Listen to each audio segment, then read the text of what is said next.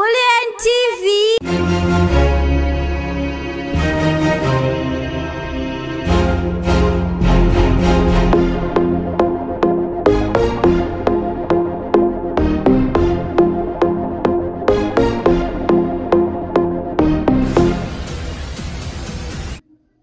Akabira vanhu mari zvino zviri pachena murume wewe. Kana ari munhu waMwari. But kungotaura chokwadi. Kana iri nyaya yefraud hatigoni kuiramba. Nekuti vamagaya vakatoita fraud takatarisa vanhu tese. Fraud yavakaita inozikanwa nemunhu wese. Kungoti yakaspiritualizwa. Kwete kamwe chete but ngatingotaura yekupe the latest yema apples. Ifraud ya. Iyaya ifraud kungoti yakaspiritualizwa but ifraud yeye. Ma-apple akatengeswa nema $5 nekuda kwedemand akakwira value, akakwira price. Kubira vanhu because kana ukatora anointing ukaisa mumvura woiti ya anointing water woipa price, wotora anointing anoinda mafuta anopowa different price.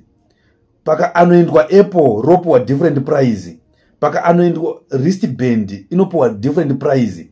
Price ye anointing makaipowa nani yekuti muzoziva kuti yandaisa mafuta ndeye mari yakati, yandaisa mumvura ndeye mari yakati, yandaisa pa wristband ndeye mari yakati. Unopima sei simba raMwari woriisa mukachibhodhoro worivharira imomo woripa value? Ifraud ya. Ifraud. Unenge uri echarlatan. Andi blame iye 100%. Uyuyu naturally he was born a business person.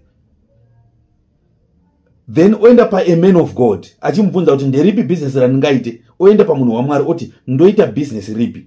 Munhu waMwari obva amuti siyana nezvimwe zvese izvi, ita zvechechi. Zvichireva kuti TB Joshua akamuudza kuti business rinobhadhara ichechi. Nekuti akaenda achida kuita business panzita zvechechi. Kureva kuti anga ari kuudzwa kunzi business rinobhadhara ichechi.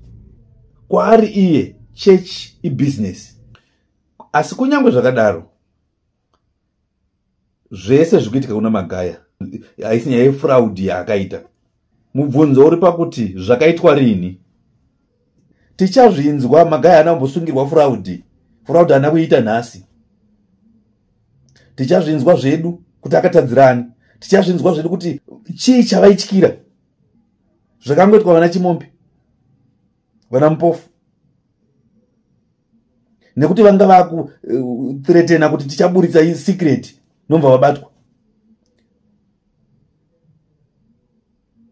Geza nekuti akangoti pasina nhingi zvikanzi titofana kutomubata nekuti ane mhosva yekuuraya munhu.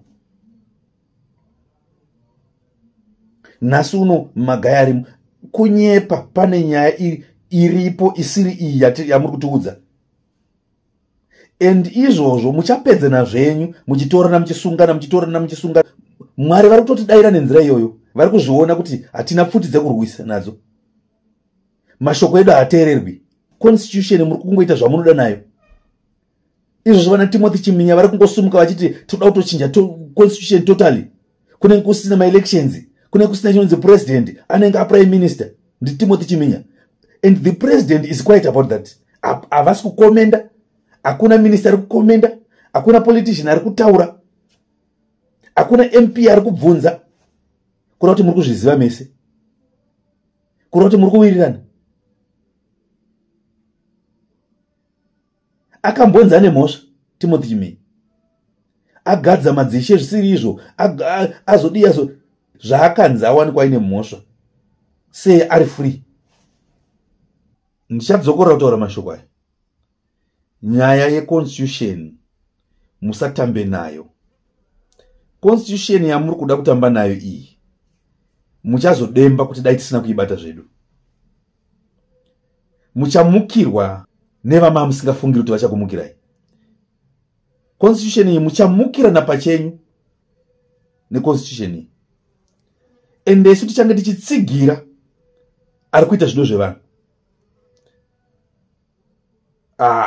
tinenge titori kumberi kutsigira watiri kutongoona kuti ari kusaidi kwedu ndiye watinenge tichimhanya naye. Very soon manje muchange makudzingirirana, manje muchange makusundana. Amudyi mega, nyika isi yenyu mega.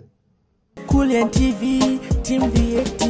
Asi vanhu vachishamsika, Kulien TV haichadzika. Saka subscribe wozolaika, uchawana zvisapana chichazosha. Everybody say Kulien, yeah. Information need brilliant, yeah. Everybody say Kulien.